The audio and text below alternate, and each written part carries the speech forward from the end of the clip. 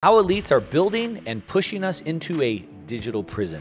Now, a question that's often asked as I talk about these topics all the time, how we're moving into this digital prison that's being enacted by most of the countries in the world today, is who are they? Who are they? Who are the people that are on top of this, who are pulling the strings that are setting these policies? That is the topic that we are going to be discussing today with a highly anticipated, a highly requested guest. I'm talking about Whitney Webb. If you haven't heard that name, you won't forget it after this interview. She is a writer and researcher. You can find her stuff at Unlimited Hangout. She talks about the intelligence community, who they are, the banking system, the ties between Jamie Dimon and Jeffrey Epstein, and so much other stuff. Like I said, she is highly anticipated, highly requested because she has the receipts. She has the dates, she has the names, she has it all. And we are going to talk about that. Who are they at the top pulling the strings? What strings are they pulling? How everything that we see going on, the culture war, the war with China, Russia, the US, all of that is a distraction that ultimately leads us all to the exact same place.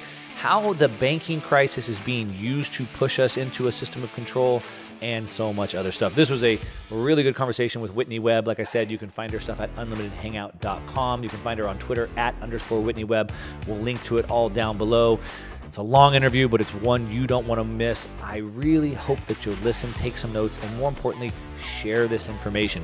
We need to get this information out. People need to hear about it. It might be one of the most important interviews I've done.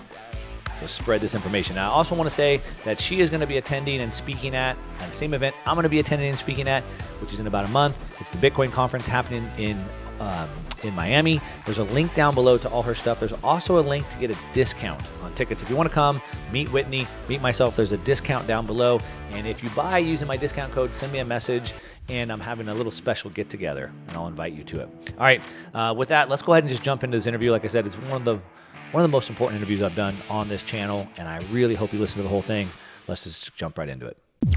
I know recently you published a piece of research on basically the Jamie Dimon kind of banking ties, which is super relevant because of the banking crisis that we're in right now and the eventual push here to CBDCs. Right. Maybe not so eventual, maybe rapidly coming push to CBDCs. So I certainly want to talk about that. But what I really loved, and I want to dive into a little bit if we can, and maybe start, is this, the intelligence community, maybe the deep state or whatever word that is. And so, you know, some of the things I've heard you talk about that were amazing, basically revolve around that. And whatever you want to call it, whether it's the deep state, the administrative state, the intelligence community, and like their ties and origins and like how much control they have over the US and even the world. So maybe you can kind of set that frame for us a little bit. Yeah, I mean, that's a really broad question. Is that too broad? But yeah, so a lot of people, yeah, but you know, I guess since the Trump era, right, a lot of people have heard the term deep state thrown around, and I think some people throw that term around without actually like knowing what they're referring to necessarily, and then of course others I think do. You know, but basically, you know, I sort of prefer the I guess some of the terminologies by people like Peter Dale Scott talking about like deep politics, as opposed to regular, more like superficial politics, which is the narratives most people are familiar with. Because basically once you go deeper and you really start interrogating power and power structures, you realize that what people have been told in terms of where power actually lies in the US is grossly inaccurate. Yeah. And so eventually, when you start to look deeper, i.e. in deep politics, these power structures become a lot more apparent. And so people, you know, I guess maybe that's where the term deep state came from. It's sort of this state within a state that most people don't necessarily see, or rather it's not put in front of them by the media or the education system, but people that spend the time to research sort of what's actually going on in the world will bump up against this more often than not. And so, you know, I wrote a 2-volume book sort of interrogating a lot of this stuff, sort of using the Jeffrey Epstein case as a vehicle for that. And, you know, essentially what I try and show is that a lot of this so-called deep state, this deeper power structure, is really born out of an alliance between the intelligence community and organized crime that really goes back more essentially to the origins of the U.S. national security state in its current iteration, which is around, World War II and the immediate post-war period, when you have the CIA being formed, for example, and agencies like this, and how it's essentially gotten totally out of control over time. Because you have this particular power nexus never being held accountable for anything, and consolidating more and more power. And one of the ways they've consolidated power is through controlled financial crises, whether you're looking at, stuff in the 1980s, like the savings and loans crisis, or the interrelated, antics of Drexel, Burnham, Lambert, and entity, groups like that, engaging in a whole bunch of, excuse my language, but financial fuckery and never being held accountable for it. And they essentially loot, the American public, or, the financial sector, and accumulate more and more control over institutions and, businesses, major corporations that dominate the economy. And then, from there on out, it's really not hard for them to dominate policy at large, right? So, it reminds me of what you just said there. It reminds me of what Julian Assange had said about the Afghanistan war, which is it's just a way to basically loot the American taxpayer to put the money into their pockets using a war. So that might be one example of kind of what you're talking about. Yeah, so, there's this whole idea of perpetual war, or like perpetual limited war, and this really goes back to the 70s, if not earlier, with people like Henry Kissinger, for example, playing a major role in sort of setting up that paradigm. And obviously it's intimately related to the rise of what a lot of people refer to as the military-industrial complex, and how the importance of that particular industry informs the performance of the American economy at large, and how there's this, intermingling of interest there. If the U.S. weapons manufacturers don't have weapons to sell around the world at, often exorbitant prices, then that can have a detrimental effect on certain metrics used to measure the American economy, even though it's not really about lifting up the American public, right? A lot of it is, corruption involving these particular defense industries over time. And a lot of these defense industries or defense companies have engaged in a lot of egregious behavior.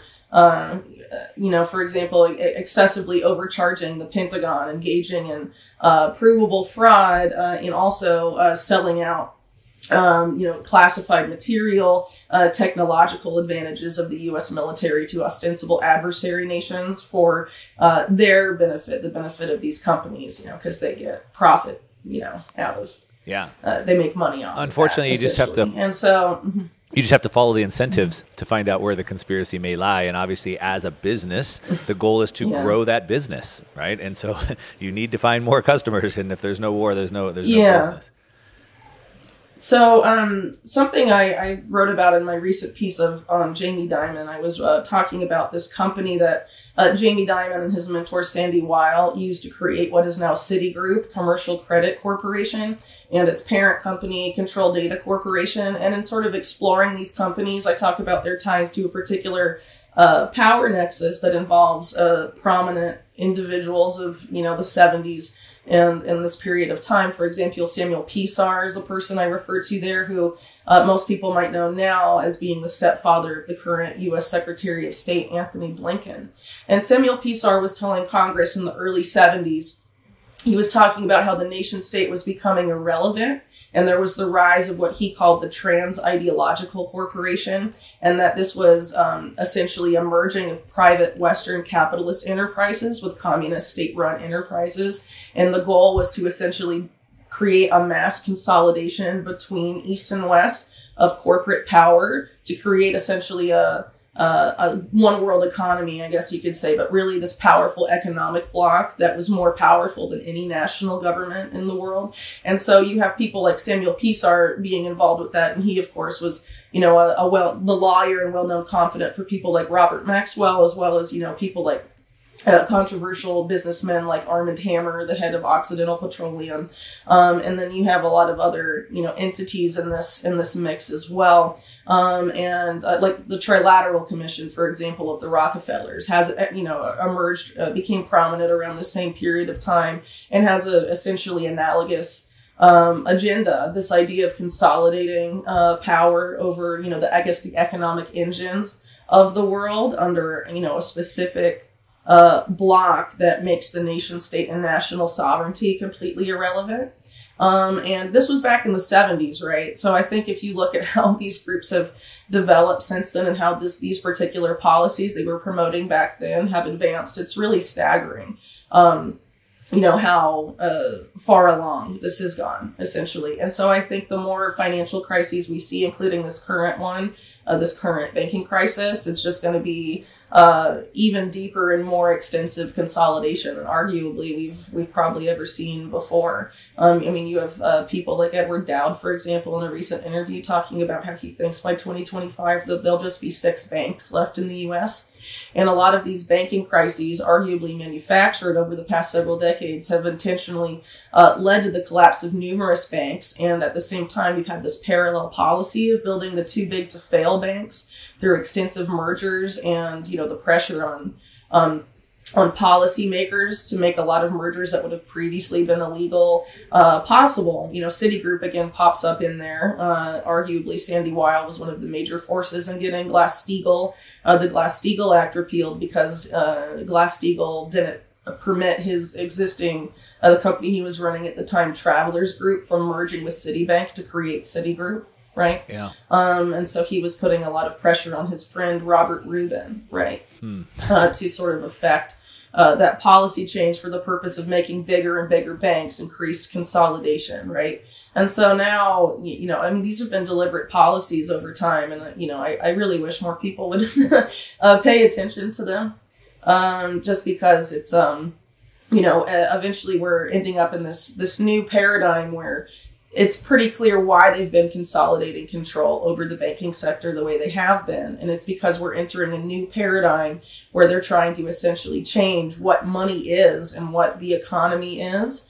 We're entering into this, programmable money paradigm, right? Where money isn't really money anymore. It's a control system. Yeah. And so if you have all of the control of the banking and financial services industry in very few hands, it's much easier to force widespread implementation and adoption of that system. If you have a more decentralized banking sector and lots of competing banks and thousands of banks, it's harder to force that on the American consumer. So yeah, I want to dive into all that. Such good stuff. I want to just jump right back up just to a little bit of a higher level. Just go jump back to something that you said, because you had said. I think you said something about where most people think the power lies in the U.S. is irrelevant. And I think you were probably talking about thinking that, the Biden administration has all the control, but really it's like Joe Biden's in charge of anything. Right. But I want to just jump to a higher level, because when you talk about like this kind of this intelligence community, and you've rattled off a whole bunch of connections there, how it's really kind of through this finance agenda that's been being pushed for decades at this point. Where does that tie in with the globalist agenda? So like, do these bankers, you mentioned Henry Kissinger, does it tie in with like the World Economic Forum? And Henry Kissinger was a teacher, mentor to Klaus Schwab. So is all of that kind of globalist agenda, WEF, EU, Davos, kind of in this kind of intelligence banking committee? Or yeah, absolutely. So yeah, like you mentioned just a second ago, Kissinger is one of the mentors to Klaus Schwab, but he had a few, right? Another one of his mentors was someone like John Kenneth Galbraith, and Galbraith was involved with Samuel Pisar, Armand Hammer, and a lot of these businessmen involved in creating this unified global economy, the Trans-Ideological Corporation. He was involved with them and part of policy, sort of like think tanks, I guess, and advocacy groups pushing for this. And he, was involved in setting up the initial WEF. And then you have people like Maurice Strong, who is sort of comes out of the Rockefeller power nexus and then is largely responsible for the modern environmental movement and a lot of the existing climate change narratives, and very big in a lot of these conferences backed by the UN in the 1990s that promoted things like Agenda 21, which is now Agenda 2030 in its expanded form. And partnering with Mikhail Gorbachev, for example, in the mid-90s to produce the Earth Charter and a lot of these things. So this group essentially, has a lot of ties going back to the World Economic Forum, but I would stress that the World Economic Forum is one body of several bodies. So I mentioned earlier, like the Trilateral Commission. They have essentially very similar goals to the WEF, and a lot of these different entities work together. I guess the WEF has become more infamous in recent years because they sort of put themselves out front and center with the whole Great Reset initiative. But it's not just like Klaus Schwab is the Dr. Evil figure, who's running it all himself. He's a face. He's one of these middlemen or frontmen for this more powerful agenda. And behind it, you have these clans really of oligarchs. I think the most accessible and easy for people to see are probably, the Rockefeller family, who have been involved in promoting very nefarious policy agendas for most of the past 100 years, with major impacts on the American way of life, whether the health system, the education system, the promotion of eugenics in Nazi Germany, but prior to that also in the United States, and today a major promoter of transhumanism and population control policies, among other things.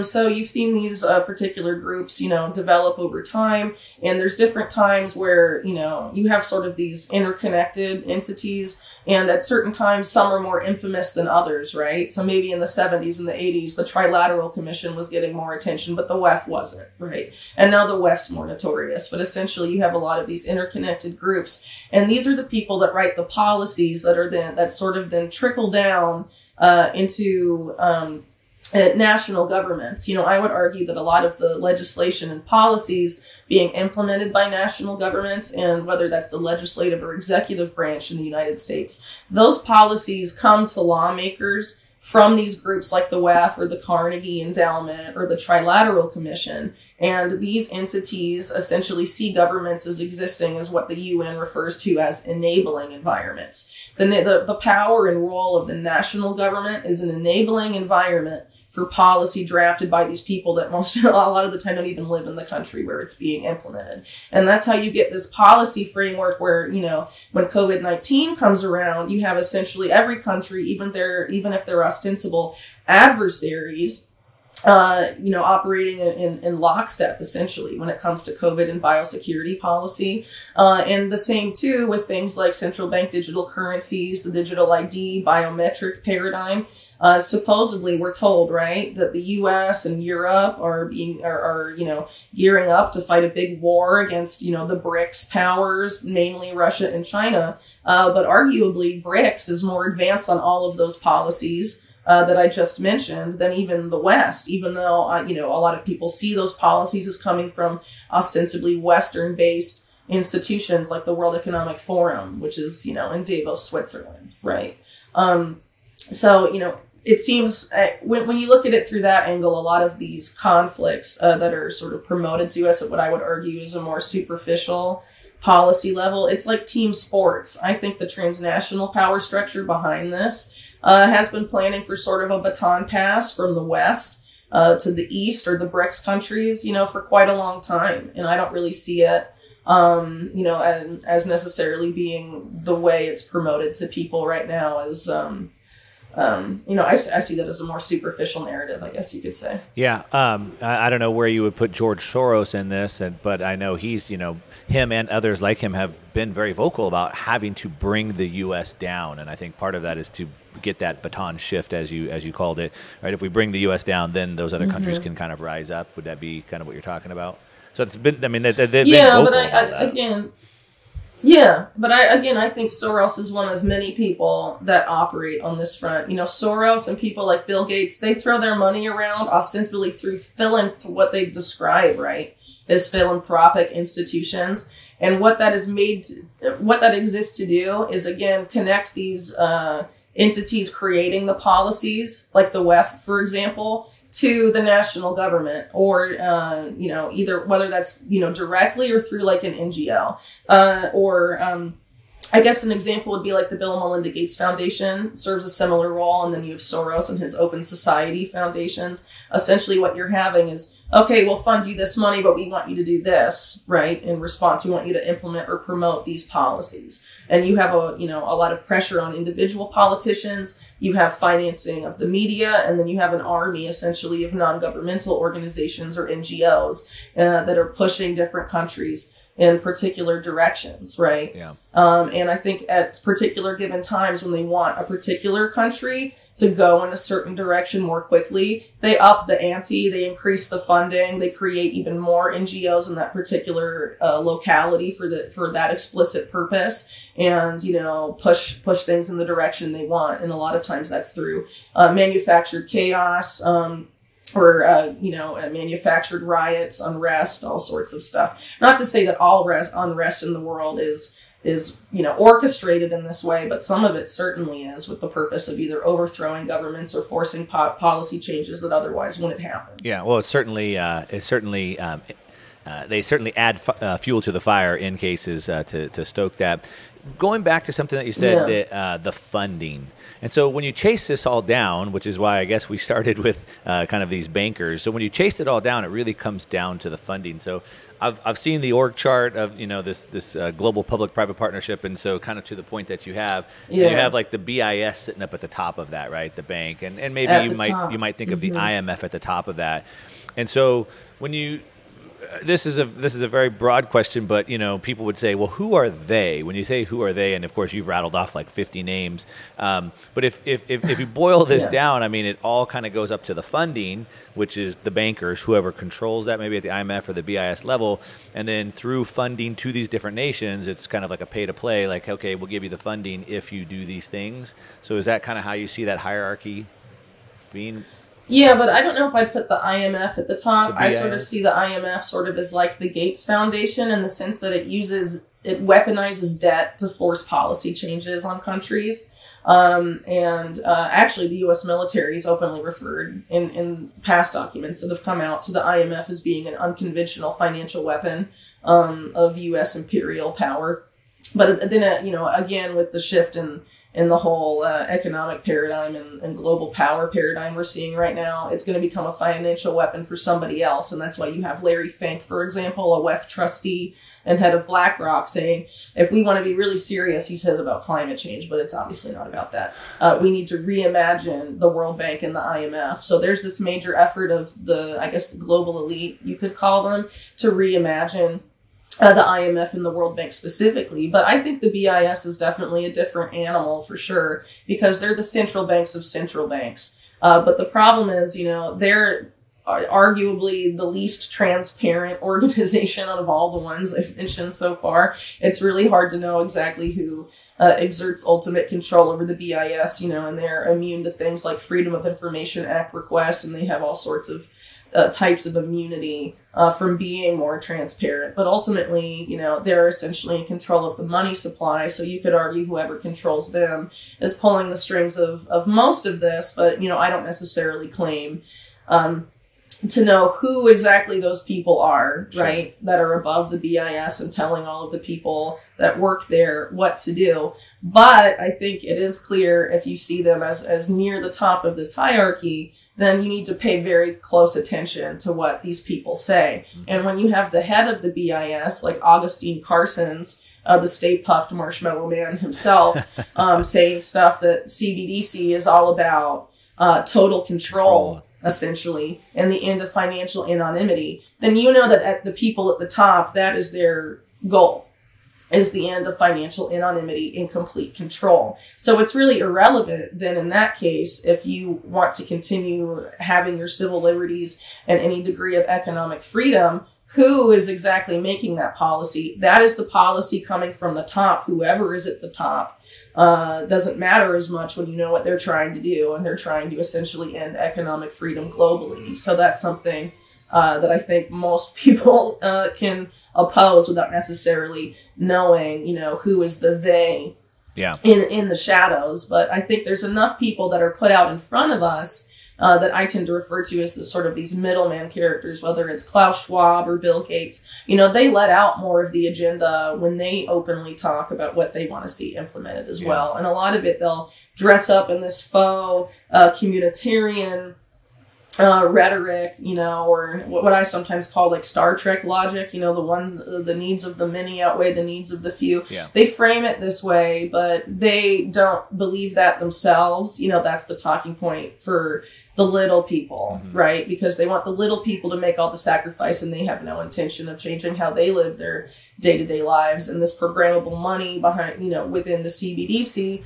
it's very unlikely that the same restrictions for most of us will be applied to people like Bill Gates, for example. Well, Bill Gates, he doesn't, it doesn't apply to Bill Gates because he buys all those carbon credits to offset all of his gallivanting in his private jet. So they're the guys setting up that system for their benefit. And if you look at, a lot of these, I learned recently that there's green carbon markets and blue carbon markets and all different types of carbon markets. And the guys setting all this stuff up essentially are either billionaires or they're top Wall Street bankers. Yeah.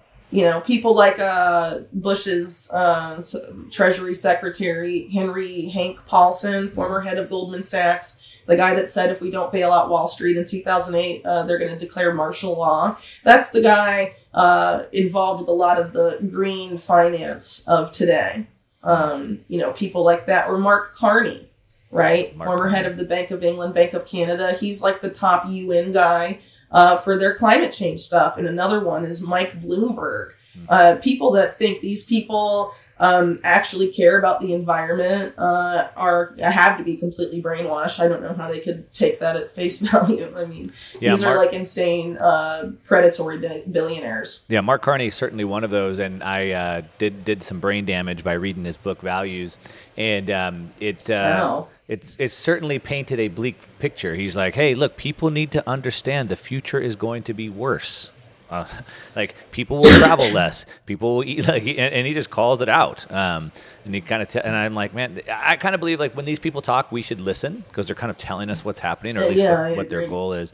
I want to just ask one more question, and we'll dive down into the banking part because I know that's what you've been writing about, and I'm super interested in that. But so then I saw like this news announcement today. You mentioned the BRICS, so we see this rise of the BRICS and this threat to power of the U.S. establishment, et cetera. And today Tunisia has dumped IMF and applied to join the BRICS, insisting that the IMF is designed to impoverish struggling countries. So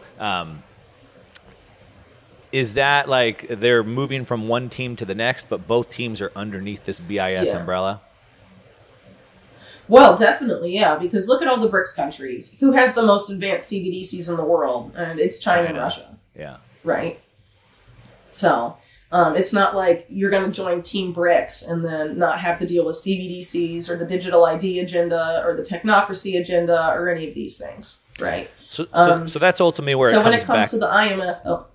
As I say, so that's ultimately where it kind of comes back to you, which is like, look, at the top, the BIS wants to push this control agenda, technocracy agenda, as you said. And the main way they can do that, there's multiple ways they can do it. I think Henry Kissinger laid them out, right? 3 attack vectors: food, energy, money. But ultimately the money, so whether it's through the BRICS or whether it's through the U.S., the Fed, the IMF, it's really about establishing the control, and it's really about putting that money control system in. Yeah, so what you have here with that story you just mentioned, I would argue is a limited hangout that we're going to be seeing a lot more. This idea that, okay, well, let's dunk on the IMF. They are a tool of debt slavery, and it has been. And recognizing that is true, but that doesn't mean the alternative is necessarily any better, right? And what you're going to have is what I mentioned earlier. You're having Larry Fink saying we have to reimagine the IMF. So what you're going to probably have is widespread condemnation of the IMF and some of these things from the Bretton Woods system that have been used as tools of, unipolar American imperial power. And they'll be criticized for reasons that are true and are accurate to sort of justify creating a new IMF that's described as more inclusive and has all of these other buzzwords that these guys like to use thrown into it. Yeah. It'll be green, it'll be inclusive, it'll be, I don't know, gender inclusive and all sorts of this stuff. Equity, that's equality. essentially where it's going.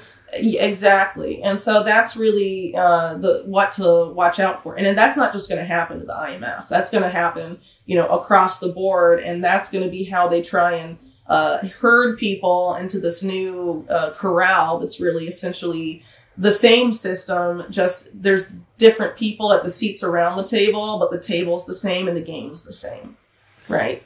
And that's essentially what I think, that's why I call it like a baton pass. It's really not that different. So, BRICS is like 5 countries, right? But that's obviously dominated mostly by Russia and China. So it's really 2. So you're going from unipolar to bipolar. And they're, all these countries are essentially on the hook for the same policies that we're ostensibly against, right? So, it seems to me that, I think some people are sleepwalking into this. It seems to me that the EU, Davos, Obama, Biden administration are kind of like all in on that agenda. But then it seems like no way Russia or China would ever go along with that. But what you're saying is that's kind of for us to kind of see this power struggle, but at the next level up, it doesn't really matter. Yeah, but it's the same. I would say it's sort of like the same psyop that has been, used to promote people like Elon Musk. Like Elon Musk is framed as this guy that isn't down for this agenda. But if you look at, video clips of him next to WEF agendas, he promotes all sorts of stuff like carbon taxes and all of these other, WEF policies that have been widely criticized. But he's sort of framed as being different in the media and thus, in people's, a lot of people's opinions. And if you do the same thing, if you sit down and you write down the things that, for example, the WEF promotes that you oppose, and then you go look at Russia and China and you see how many of those they're implementing or even further ahead in implementing than the U.S. is that really the team you want to back and join if those are the things you're in opposition to? Well, Putin has come out specifically calling out this kind of woke agenda, specifically breaking down the family unit, turning boys to girls, all of that. He's denounced that, and you think... Well, the culture war stuff, right? He'll talk about. But he's not... Russia's full steam ahead on the CBDCs. They're full steam ahead on biometric payments, scanning your face for payments, including for children in schools. And all in on the mRNA COVID biosecurity agendas. And the same is true for that in China as well. And I don't really, if you're opposed to those, you can't just say, oh, well, it's different because it's Russia. Well, how is it different? So then while we're all distracted if you oppose these things. While we're all distracted with the culture wars, the real agenda is about putting this technocratic control system in.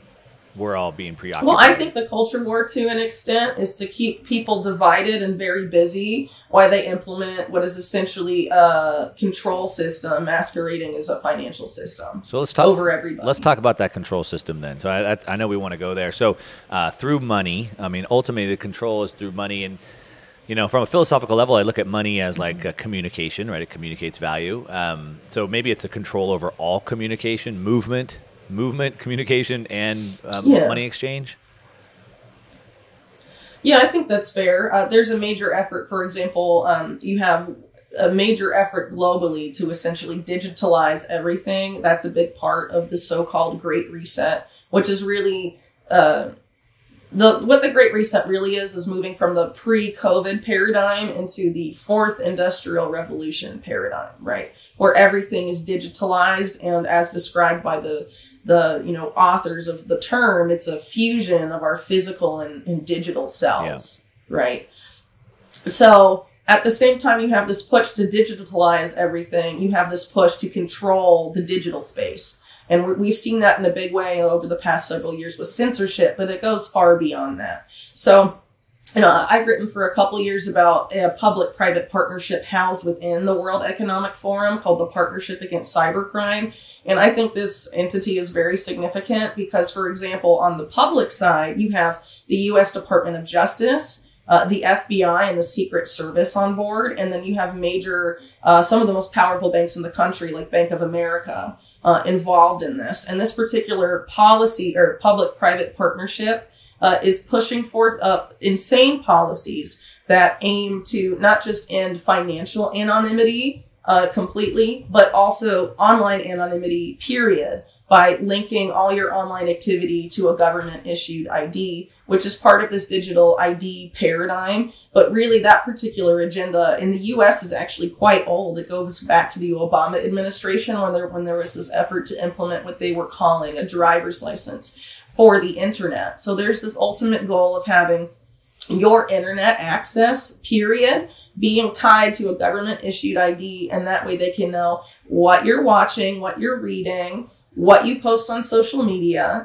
There's a complete effort to surveil the digital world completely and have our entire lives onboarded onto the digital world at the same time. Yeah. And on the financial side, into financial anonymity, I mean, I would argue that's why there's so much effort to totally eliminate crypto. And this particular WEF public-private partnership not only wants to make it impossible to use cryptocurrency as like legal tender or any sort of equivalent, they also want to drive the value of Bitcoin to zero, because they say as long as Bitcoin or any other cryptocurrency has value, they claim without evidence that that's a major driver of cybercrime globally. But they define cybercrime not just as things like ransomware attacks and hacking. Spreading misinformation makes you a cyber criminal. Yeah. And this is the FBI developing these policies, along with UK intelligence agencies and Israeli intelligence agencies. That's the public side of this partnership against cybercrime. Yeah. And ultimately, the craziest policy they're pushing for, and they're actually going quite far in implementing this, is the merging of law enforcement with Wall Street banks and banking regulators. Right. Because if they can, that's mental. If they can catch you, if they can surveil all your transactions, your financial transactions, then they can potentially, for our safety, of course, potentially they can. But it's also your speech. Right. It's also your speech. I saw. I think it was Christine Lagarde was talking this week, and she was talking about the CBDCs, and she said why they need total control of all transactions. I forget, over $500. She said maybe we could have it where there's no control under 500, but I think even we need to control and surveil that, because we've seen how even transactions under 500 have led to protests. And I was like, they're saying it out loud. They want to prevent anybody from protesting, and they need to even surveil even a couple $100. Yeah. Yeah. Yeah. So, I mean, it's really disturbing stuff. Just keep in mind, anyone that succeeds in having financial or online anonymity is being viewed right now by the FBI and Department of Justice as a potential cyber criminal. And a lot of this dovetails with the infrastructure set up by the Biden administration, and actually the Department of Justice under Trump, which was, run by a career CIA mop-up man named William Barr, created what was essentially a pre-crime system in the United States. That is still Department of Justice policy today. The antecedents of trying to implement this type of system in the U.S. go back many decades, but they're farther along than they've ever been. And the war on domestic terror is all about ushering in that paradigm in earnest. And this is what the surveillance state is all about. Yeah. Because it's not just about finding the people that are breaking the arbitrary laws and restrictions on speech or finance that they're setting today. This is all about predicting who might do it in the future. It's all predictive. And preventing. And that's the role of the artificial. Yeah. This is where AI comes in. AI is about analyzing all of this data, not just to find the people that are breaking these rules right now. It's to find people who, based on the AI algorithms, are likely to break the rules in the future. Right. So you don't even have to do anything wrong to get caught up in the system. Minority Report. But it's also also maybe potentially preventing, and not preventing as in catching you before you do it, but if they can prevent us from openly communicating, they could prevent, if they could continually censor and keep anything out of our view that potentially could make us unhappy, and then they could prevent any conversations that would then, we could encourage people to, uprise against them, get unhappy about it, talk about it. If they could stop all of that, I think maybe that might be their goal. They could keep us in this like Matrix type environment. So not preventing us right before we do it, but preventing the uprising from even getting a seed or a foothold. Yeah. And that succeeds only if we are so enslaved to our technology and are so willing to walk into this paradigm where everything is on the digital world and we stop interacting with each other in the real world. And a lot of this, they are counting on people remaining continually addicted to the smartphone. Yeah. I would say. Anyone who cannot live without their smartphone or can't imagine life without a smartphone, you've probably already been enslaved by these people and you don't even know it. Because it is, you know, if you can't live without it, they will use it to herd you into the system. And if you can't dump it at any point. It's certainly the next generation. I have a young middle school age daughter, and we were just going to go for a drive in the golf cart around the neighborhood. And she's like, "Dad, your phone. I'm like, I don't need my phone. Like, we're okay. She's like, "No, what if something happens?" I'm like, I lived like most of my life without a phone. I think I'm going to be okay. But yeah, that age certainly doesn't see it. But the problem is that I want the technology. I want my life to be better from it. I just don't want it weaponized against me. And I think that's where they've come. And so I'm curious to get your take on the Restrict Act, because the way that I'm kind of seeing this is a lot of people, obviously it was pitched to the public as a restrict TikTok because, you know, China steals our data. I think China already buys all that data anyway, so it's not really there. But to me, and then people are saying, well, it's about taking down cryptocurrency. To me, I think it's even bigger than that. And so, to your point, if we rely on technology, but we've gotten to a point now between Bitcoin, open monetary networks, and now like with Nostr being an open communication network, they can't control those. They can't shut those down. And so then it looks like the Restrict Act is like, okay, then we'll just kill you. Like if we catch you using them, we'll 20 years in prison, lose your property, etc. Yeah. If they don't have anything else they can do to stop people from using it, then they'll legalize the use of it. Right. And they'll use mass surveillance to try and find people who are using illegal currencies or are using illegal platforms. Yeah, I think that's where this will eventually go. And I don't want to freak people out with that, but I don't think people should be sleepwalking into this either, because they are making a grab for complete control of everything. And they're not just going to let people use alternative systems without trying to, do something about it. And that's really all the tools they have in their tool shed, is just to illegalize it. And personally, that's why I think people should also look at some non-digital alternatives. It's fine to want to use some of this technology. But first of all, definitely get off big tech for sure. If you have like a Google-based Android phone or an iPhone, definitely consider getting something that's like a de-Googled Android or some sort of alternative that isn't built by big tech, because these big tech companies, almost all of them from their inception, are basically designed to be cutouts for intelligence, or were funded by InQtel, the CIA's venture capital arm. Or have some sort of, insane tie to the national security state going way back. Like, there's Facebook DARPA connections, for example, at their origin story. There's a lot of really disturbing stuff there. And I think social media in particular, legacy social media, I guess you could say, needs to be, people need to start moving off of that. So, if you want to use like these alternatives for now, I definitely think that's good. But I think people shouldn't put all their eggs in one basket and should ask themselves, if they move to illegalize this stuff, what will you do? It's a fair question to ask yourself, right?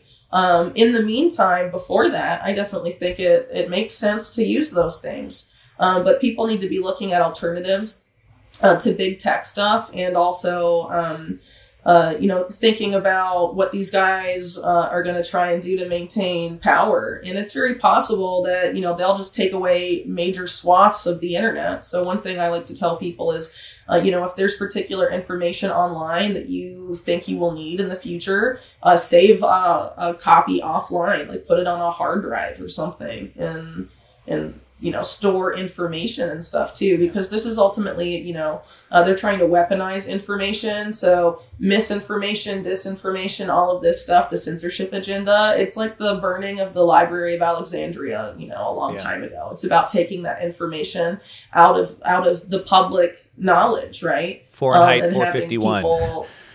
It reminds me of that book. So, so there's a lot, people can do to sort of prepare for these eventualities, and it may not get that far. There might be sufficient pushback earlier that prevents some of this stuff. But again, I think it's important people don't assume they wouldn't go that far. Yeah. Well, there's a lot of things people have said that they wouldn't do that they've done, right? In terms of like criminal activity to entrench their power. Yeah, one thing that's certain is once a government takes power, they don't give it back. So we've seen that. I want to get into some of those potential things that maybe people could do. I'm sure you've spent a lot of time thinking and discussing that. But to kind of just jump back in a little bit higher, I think if you look back through history, the way that, so if you have a goal, I've recently bought a little ranch out in Texas, and we've got some animals going on out there. We got some goats and cows, and so Cool. I'm learning about this, right? And we just had these baby goats, and they started disappearing, so we were like locking them up in the stables at night. So I'm learning how to like herd animals, right? And so like, okay, my goal is to get them in that pen over there. So I have two choices, right? I have a carrot and I have a stick. So like I entice them with the carrot, and if that doesn't work, then I'll make loud noises or something to shoo them, right? And so like that's the plan, right? So we have these events that happen. So they either entice us with the shiny object, hey, use this tech, or then they scare us into that. So let's talk about some of these scaring things. So I know in this work that you did, the new article that you talked about with the banking system, I think some of that you think about maybe the banking system, and you actually had talked earlier, you had said something about these banking crises have been being engineered over and over and over for this consolidation. And so you think that the banking system is still under duress, and probably, I think you said earlier, maybe consolidate onto 6 banks, and that will be one of the sticks that will push us into these CBDCs. Maybe at some point then, as the banking system collapses, we'll just swap out one currency for the next, and now we're using it. Yeah, I think that's probable. So for your carrot and stick analogy, I would say the carrot is almost always convenience. Sure. Look how convenient this is. Look how convenient this will be for you. Look how comfortable you'll be if you'll use this. Look at all this, how much more, you won't have to do this, that, or the other, right? That's usually... And you'll be safer. The carrot. And then and the stick is fear. 100%. Almost all of the time. So if you're talking about fear as it relates to an effort to consolidate financial control, you have to make people feel like their money isn't safe and that they're going to lose all their money unless they do what you want. Like in the smaller banks. So your money's not safe in the smaller banks. Move to a bigger bank. Yeah. And essentially Janet Yellen admitted this in front of Congress, which is totally insane. The idea that, okay, well, any bank that they consider, too big to fail, if it fails, it'll be systemic risk and all of these justifications for the bailout, of Silicon Valley Bank. Only those banks will, depositors be made whole, right? If you're in another bank that isn't, in that category, as far as the federal government concerned, your money isn't safe. That's the message that this has sent. And it's a deliberate policy decision. Yeah. Right. And which ones they want to bail out, how that works. And then even to the point, the Fed approves bank charters. One recently, Caitlin Long, who's been on the show, she had this Custodia Bank, which is going to be a fully reserved bank, and they didn't approve that. Nope, we don't want that to happen. Can't have that. We need to keep pushing people into the banks that we want, I guess, right? Yeah, but, FTX had a relationship with a really weird bank in the middle of nowhere in rural Washington, and they got super rapid approval by the Federal Reserve, but Custodia couldn't get approval. Isn't that interesting? It was really interesting, and it made me think back to kind of this intelligence community. I recently was down in Costa Rica, and they have one of the planes that had crashed running drugs from the Iran-Contra situation. They turned it into like a bar restaurant. Yeah. And they have like the whole story on there. Oh, wow. Okay. Yeah, they've turned the plane into a bar restaurant, and they have the whole story written there on the thing. And it just made me think about like all these illegal operations that the intelligence community runs, and then they have to raise money illegally to fund the illegal operations. Totally. And like how this whole FTX thing. That was Iran-Contra, in a nutshell. So the reason Iran-Contra arguably happened is because Congress told then CIA Director William Casey that they weren't going to continue to finance his Contra support network to dethrone the Sandinistas in Nicaragua. Right. And so what he decided was, well, how do I find a way to fund all these, covert operations without asking Congress for money so I never have to deal with them again, basically. Right. And so the answer, if you study Iran-Contra, is arms profits and drug profits. And, that's how they made it work. Yeah. But obviously the CIA's involvement in illicit drug profits and drug trafficking dramatically precedes Iran-Contra by Sure. many decades. So I'm not at all saying that started there, but it became a deliberate policy. Yeah. Mm-hmm. Yeah.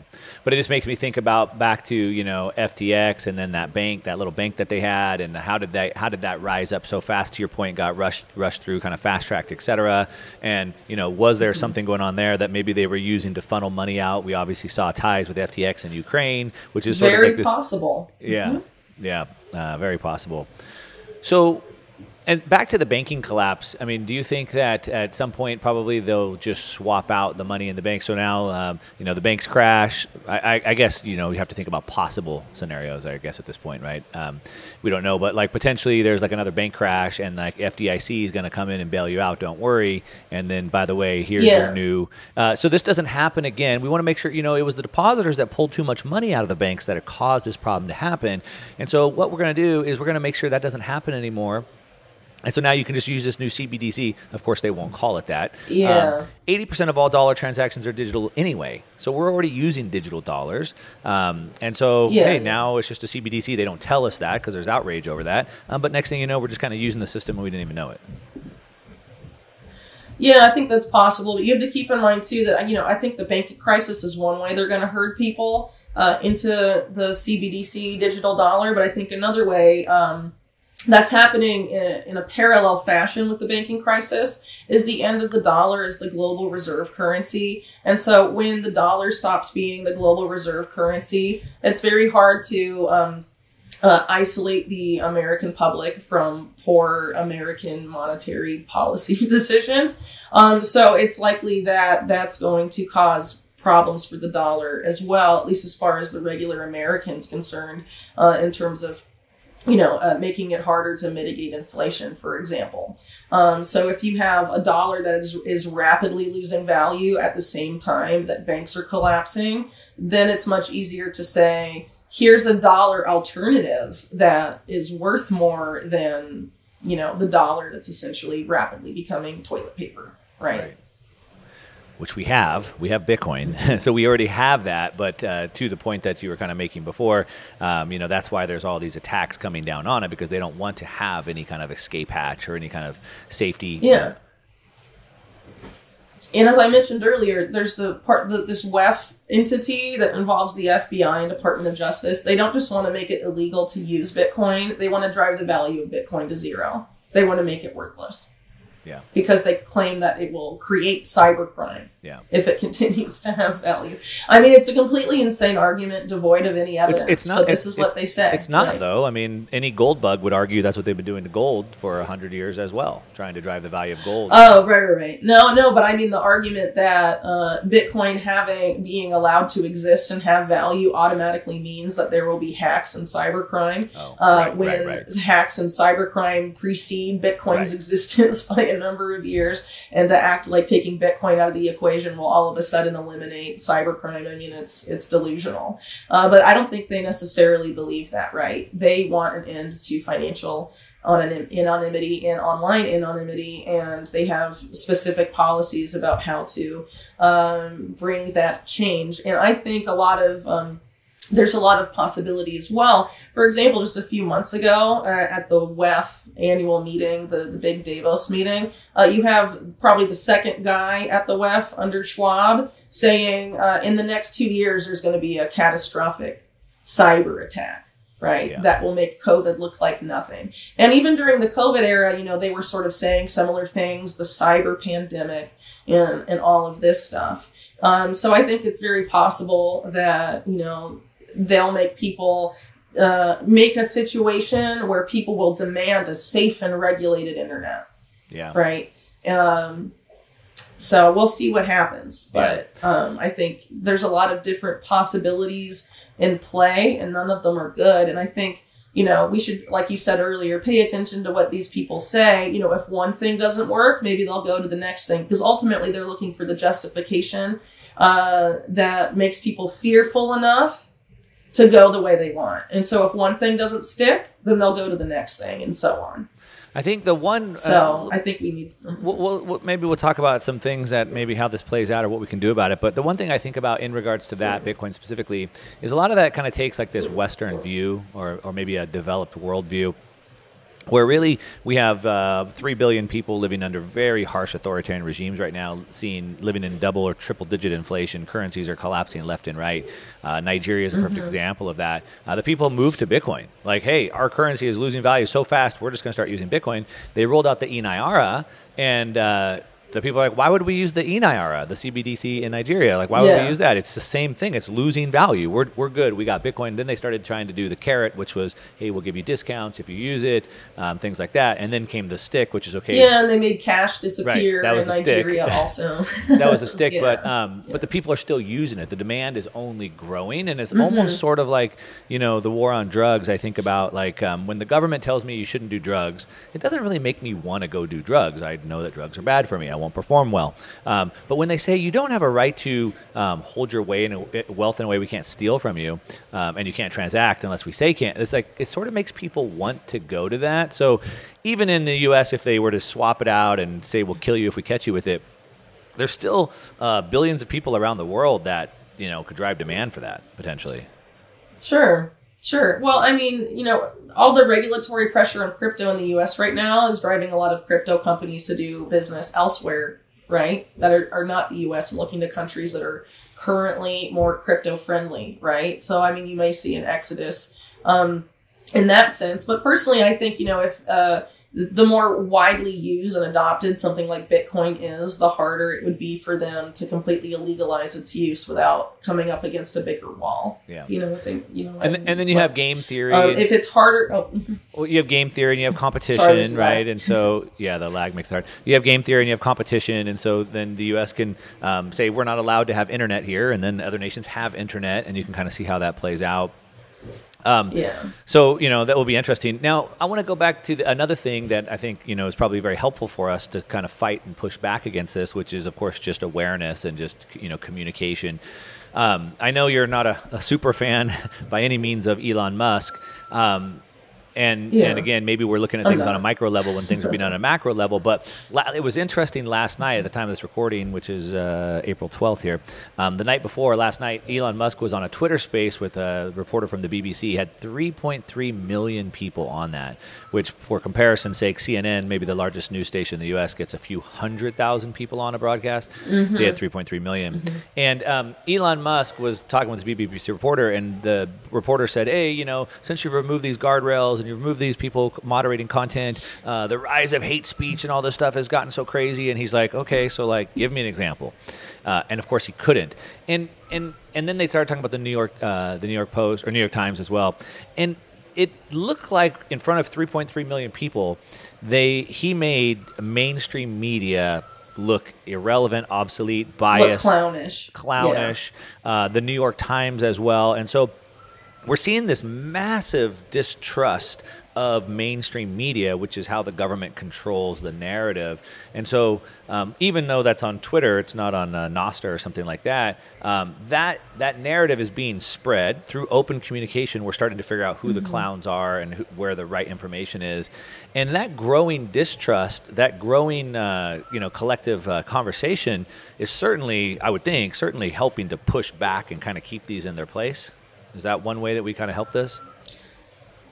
Yeah, no, I mean, I think, things like that are positive in the sense of generating awareness that mainstream media is untrustworthy, but sometimes, and I think it's probably intentional, there's an effort to elevate figures that are seen as different than that, but are not really that different at the end of the day, right? So, Elon Musk being your example. So, I mean, he rightly called out the BBC guy about hate speech, which is basically any speech the state doesn't like most of the time. And how they, use that particular term to call for greater censorship about a variety of issues, right? But, for example, Elon Musk and just Twitter in general, Twitter, when he was acquiring it, Elon Musk was pretty open about saying that he wanted to make a WeChat equivalent. And WeChat or rather, he wanted to create the Everything app and model it sort of after WeChat. So WeChat is basically well, let me back up a second. So the Everything app is basically this app that is necessary for digital ID to really function.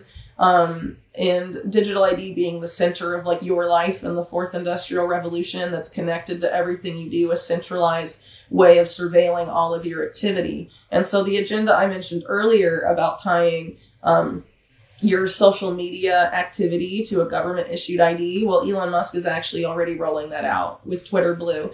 And, you know, whoever controls the Everything app in this paradigm, you know, the app you'll use for everything in this new digital ID paradigm, whoever controls that controls all of the data that generates. And in this new world, right, data is the new oil. So if you control the data of the Everything app, I mean, you're essentially the Rockefeller of the data era that we're in right now. And back to convenience, I want that, right? Like, if you think about just pure convenience, my wife loves to make fun of me because I'm always like, where's my wallet?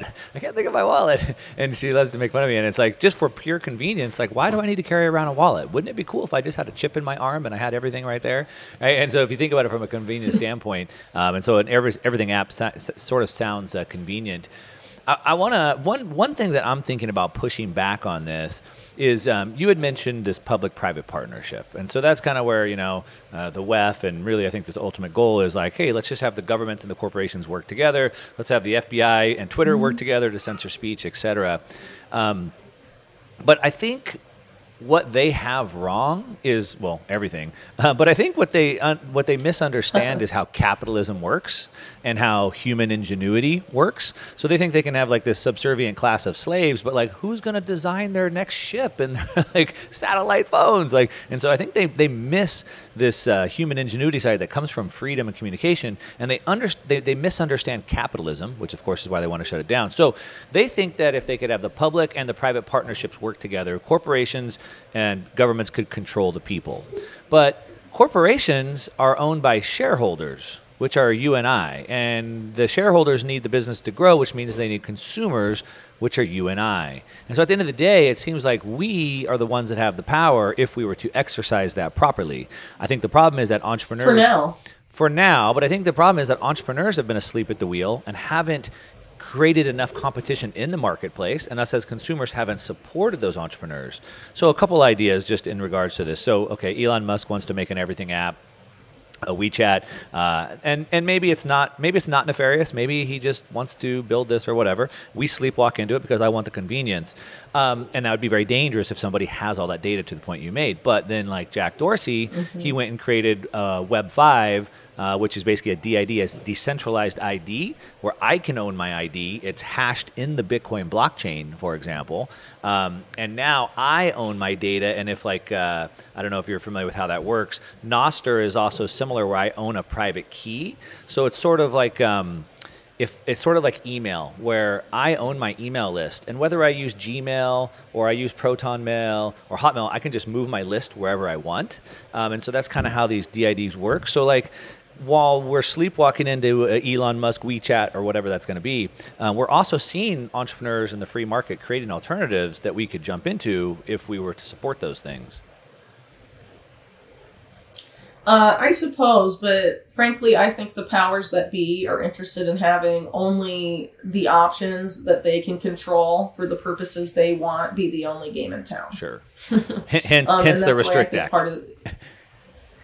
Yeah, and these consolidation moves in essentially every industry, you know, whether it's banking or telecommunications or whatever. I mean, the goal is to have very few corporations running specific sectors, and they're all on board with policy agendas, even if it flies in the face of the interest of shareholders, right? So, I mean, I think over the past several years, particularly as it relates to some of this culture war stuff, going on in the U.S. I guess a good example would be the Bud Light and Dylan Mulvaney thing. You know, you have Bud Light getting on board with, you know, one side of the culture war, but obviously they would know that longtime Bud Light consumers would react poorly to that. And as a result, sales have dropped significantly. They would have known that before they made that particular decision, so why did they make it? Again, I think there's a push there's different kinds of pressures on corporations today, and it's not exactly the way it may have been decades ago, where it's all about shareholders. Let's and now you have a lot of different. Let's pull on that thread for a second, because I look at it as like, this is exactly what I'm talking about. We need entrepreneurs that will step up and create beer companies that support traditional values to go against now this, Bud Light's move into that, woke agenda or whatever you want to call it. Sure. You're saying that they should have known that.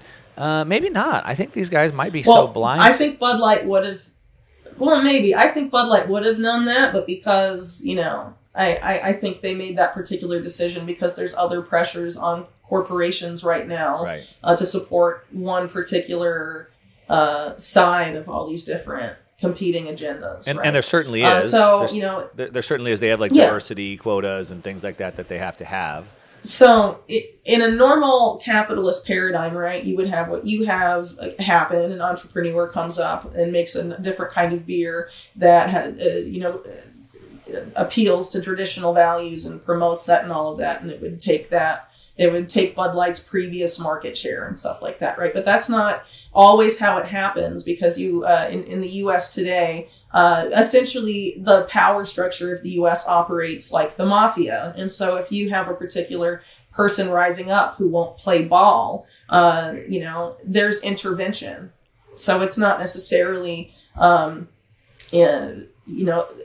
a complete economic freedom. I mean, we don't necessarily have that in the U.S. anymore, I guess is what I'm saying. No, we certainly don't. So it's more, I think it's more complicated than just that. And it would be nice, if that type of stuff were possible. But I think, these guys have spent a lot of time consolidating control and power for specific policy agendas. And there are numerous examples where those policy agendas are exerting more power on corporations than economics and the money at the end of the day. Yeah, mafia tactics. That is something to consider. Mafia tactics, as you call it. So we'll just make sure that your products don't get any distribution or manufacturing or whatever it may be. Or you'll be hit with an unfortunate cyber attack at your warehouse, or your CEO will be blackmailed, or there's all sorts of stuff that that these people can do if they want to stop a particular company or a particular idea from,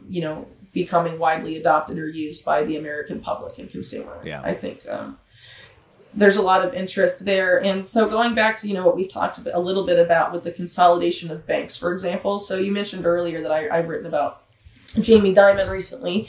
So Jamie Dimon, for example, there's this, like we mentioned earlier, this push to have herd people put their money in the too big to fail banks. Of course, JP Morgan Chase sits near the top of the too big to fail castle. And you have them, for example, rolling out face payments and palm scan payments and all of this stuff. And Jamie Dimon saying we should seize private property for the purpose of creating, solar farm or solar panels and panel farms and all of this stuff.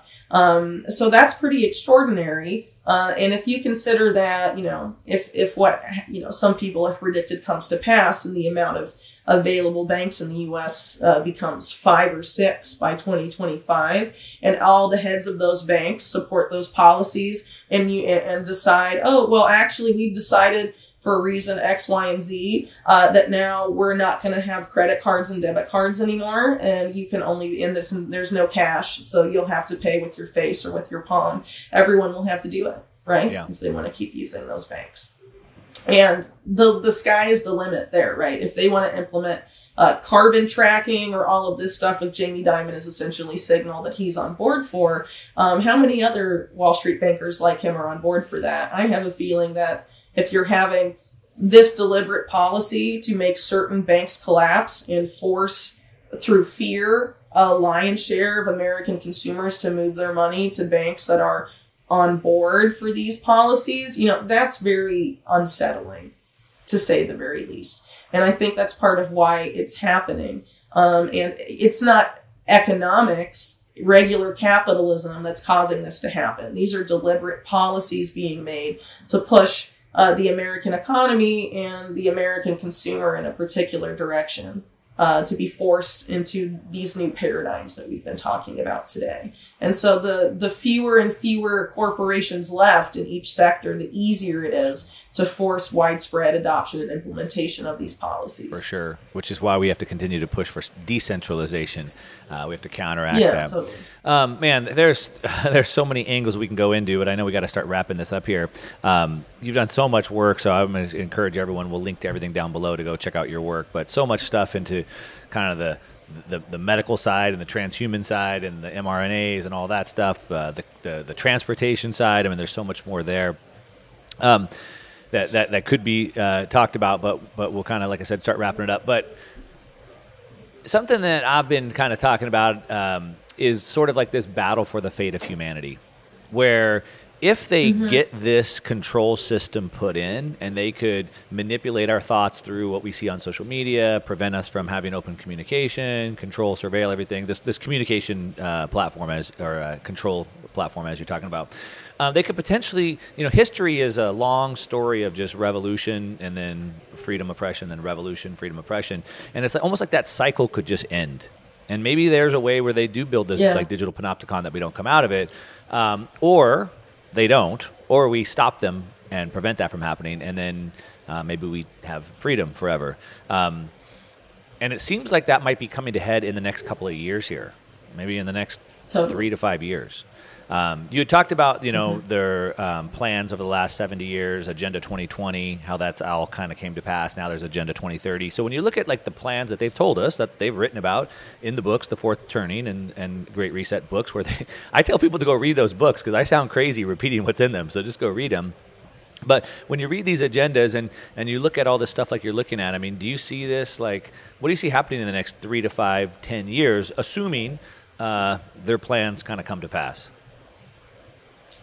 Yeah, so I think how far this agenda goes depends on all of us and how many people are willing to take responsibility for their own lives, because essentially the way things have gotten to this state is because people have outsourced all of their needs to corporations or governments that want to enslave us. And so the only way to stop that is to take the power back. So I guess an analogy that I think is helpful is to sort of look at these entities like you're in an emotionally abusive relationship. People like that, emotional abusers, keep you in the relationship. They'll use your best traits against you. They'll use your empathy against you. And that's why, for example, the selling points of a lot of these guys is, again, the needs of the many outweigh the needs of the few. So like, with COVID, it was like, get the shot or you hate your grandma. Right. Get the shot or you hate everyone in your community. Right.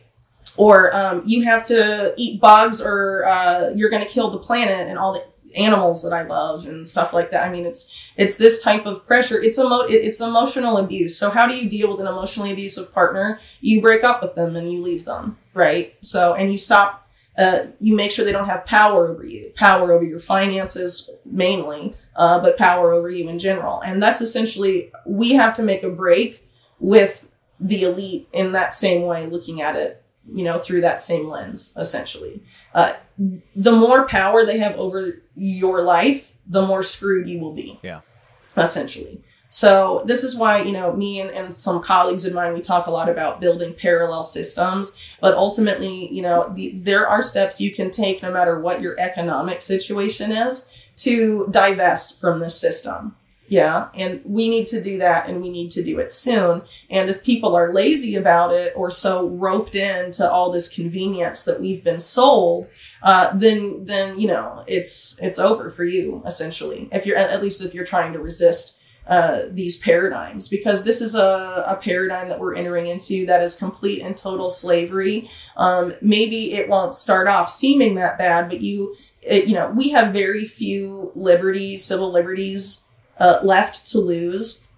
And so if we take that step this time in the trading of liberty for perceived safety and security, we are entering into a situation where, as you mentioned, humanity as itself as it's existed for, all of human history, really, faces annihilation. And people, the transhumanists of the WEF, for example, and some of these other, figures sort of related to them or allied with them, have essentially said that humans as we know them today will cease to exist in a few hundred years, maybe less. Yeah. Right. And this is all, existential. This is an existential crisis if there ever was one, for the fate of humanity and the fate of human freedom. So if you're not willing to take a stand for this, and take control of your own life, then I don't know what you will stand up for, right? I mean, we're at a point where you have certain unaccountable entities experimenting on children and mind mapping children to try and make AI and the singularity and sentient AI and all of this stuff. I mean, it's complete madness. You have 6-month-old babies being injected with mRNA vaccines that they don't need and, like, we know are harmful and stuff like that. I mean, where is the anger? And, sometimes I don't understand, like, why people are so blasé about all of this. But I think part of it, again, is that we've just been so conditioned to be that way and just be like meh about everything. I'm 33, and, like, as a millennial, I guess most people my age that I knew in the States don't care about anything at all. They are completely apathetic and they have no empathy. So, hopefully it's not that true today as it was when I still lived in the US. But we have to look deep into ourselves and find that power and that desire to take our power back and our lives back and build a better future for ourselves and mainly for our children, because it is really more than us, our children, who will suffer much more in the system than anybody else. And I don't know. I mean, I really wish people would start really seriously looking at that. And, this isn't just, a lot of people watch this stuff on YouTube and they sort of consume this information as entertainment.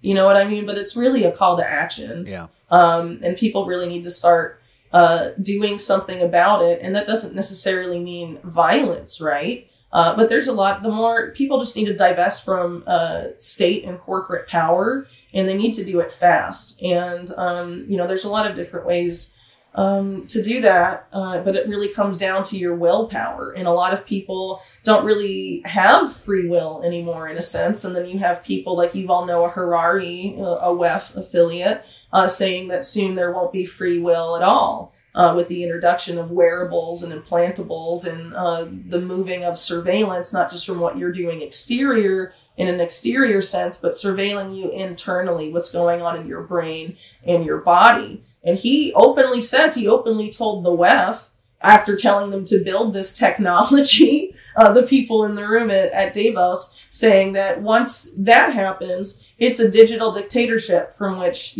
people will never escape. And they're currently marketing these wearables and implantables as a new paradigm in healthcare. And you have a guy that's a huge promoter of all of that stuff, Jeremy Farrar, now is the chief scientist of the World Health Organization. What happens if they declare some sort of weird pandemic situation and force this technology on people en masse, right? I mean, people really need to think about this stuff because all that infrastructure is in place. And maybe it sounds kooky or crazy to some people, but they've done it. I mean, if you were to go around in 2019 and tell people what would happen between 2020 and 2023, people would think you were insane, right? But it happened, right? And we have to face reality. And the reality is there is a major effort by an unaccountable global entity, essentially, to enslave humanity for the benefit of this top tier, create a neo-feudal society where the people at the bottom, the serfs, are not only enslaved by technology, but their bodies are being modified and their thoughts are being modified in real time by the elite. It's insane. And anyone that wants to co-sign that and is not willing to get their ass out of their chair and unplug a little bit from their smartphone to take back some of their responsibility and control is not just lazy. I honestly, at this point, think it's pathetic, and people really need to do something to stop what's coming. Because, I mean, if you want to be like a freaking vegetable for Klaus Schwab and Bill Gates, I mean, I don't have any respect for you. Yeah. Wow, that really frames up the whole thing. You know, at Christmas Eve, I told my family, all my extended family, we get together, and I said, you know, I hate to tell you this, but I really think you all need to think long and hard about where you want to go and stay, because I think within the next couple of years, we might have to make that decision. You know, based off of these things, assuming you don't want to play ball, assuming you don't want to take the implantables or the injections and whatever. Well, there's some people, right, who, like, it happened with COVID too. Like, well, you know, I don't want to take this injection, but I'll take it because I want, you know, this or that, right? I want to go to a concert. And for some people, you know, the justification... Yeah, well, some people, the justification made more sense. I don't want to lose my job, but I have to be able to feed my family, right? But then the people that were like, oh, well, I want to go to a concert or a restaurant. Yeah, so there's certain people that will take steps down that path, and they may justify it to themselves however they want, and maybe some people's justifications will be better than others. But the more steps you take down this road that they are leading us, the harder it will be to back up and reverse and try and take the other path. Yeah. Right. Especially now, especially with what comes in the post-COVID era. So people would do well to remember that. If you're like, well, just this once, you know, I'll do this and that, that's being, you know, pushed at these, I'll you know, implement or use these technologies, or, you know, I'll take part in these policies and whatever for convenience or whatever. I mean, it doesn't matter how you justify it. The more steps you take down it, it's going to be harder and harder to get on the other path. Yeah. And eventually you won't be able to. Yeah. Wow. Well, boy, that should be hopefully a good wake-up call to everybody. I agree. Parallel systems, start building those out, start getting off of the matrix, as some people might call it, but the parallel systems. That's something I've been pounding the table on. It's really the path that really brought down the USSR. You know, when that was at its most strict authoritarian, you know, surveillance state, they still managed to beat it. Obviously, they didn't have the tools that we're talking about them putting into place today, so it's going to be much harder. But it's certainly the way that we can kind of move forward with that. So I think with that, we'll go ahead and wrap it up, Whitney. We covered so much ground, and I know it's gone long. I'm going to direct everybody to your website and your research that you're putting together, which is amazing. Anything else that people should be paying attention to that you want to draw attention to? Well, you know, my website is how you can follow my work, unlimitedhangout.com. I have a podcast also called Unlimited Hangout. I'm going to be at the Bitcoin Magazine conference, hopefully next month, for anyone that's attending that. Hopefully I'll be speaking and be part of a panel there. And I mean, that's really all I, you know, have going on in the relatively short term. I'm doing a series on Jamie Dimon, which, by the way, is born out of the JP Morgan Jeffrey Epstein trial. There's a lot of connections in Jamie Dimon's past that he probably doesn't want people to know about. So I'm hoping that at least, you know, some of the people prosecuting that case in the USVI will take a look at some of this research, because I don't think Jamie Dimon's exactly being truthful in his denials of knowing anything about Epstein at all, especially when you know how he got to the position where he is right now. And I don't know, I guess beyond that, you can sign up for my newsletter, a good way to take, you know, sort of the middleman of social media out. But I would definitely stress to people, do this sooner rather than later. Stop depending on social media for like your news feed and how you get information, and consider using RSS and RSS reader app, or, you know, feeds and all of that. Basically what you do is you get RSS information from different websites you follow. You plug them into, you know, an app that manages RSS feeds. And then you're able to essentially create your own news feed, just like you get from social media, but there's no company in the middle censoring stuff for you or reporting you to the FBI or whatever for publishing or for reading something you shouldn't be reading and stuff like that, right? Yeah. So definitely, people, again, need to consider, if you want to keep using this technology, now is the time to find alternatives that do not involve big tech, which invariably is tied to the intelligence community at this point. So that's a very easy way to take responsibility for at least the information you're consuming. Yeah, curate your own list as opposed to having the algorithm serve it up to you. I'm also going to be speaking at the Bitcoin conference, so I'm really looking forward to meeting you there. If anybody wants to come attend, which you certainly should, there's a code down below to get a discount to tickets. I'll put that in the description. And anyone that buys, send me a link or send me an image that you bought with that code, and I'm going to put a little meetup together for everybody. But Whitney, I'll look forward to meeting you there. I'm also, this year, I've been pushing hard on parallel systems and just really encouraging people to do that, whether that be through alternative food systems like the Texas Beef Initiative and other things like that.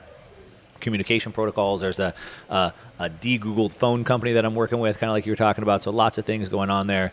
I'm actually working on putting together my third conference at the end of this year, which will be all about parallel systems, and that's it. I've got Russell Brand on the hook to come kind of be the headliner, and we're talking to Glenn Beck and some others coming. Maybe we'll twist your arm into coming back into the U.S. at some point later in the year. We'll talk about that more later. I know you're hiding out somewhere. We won't disclose that location.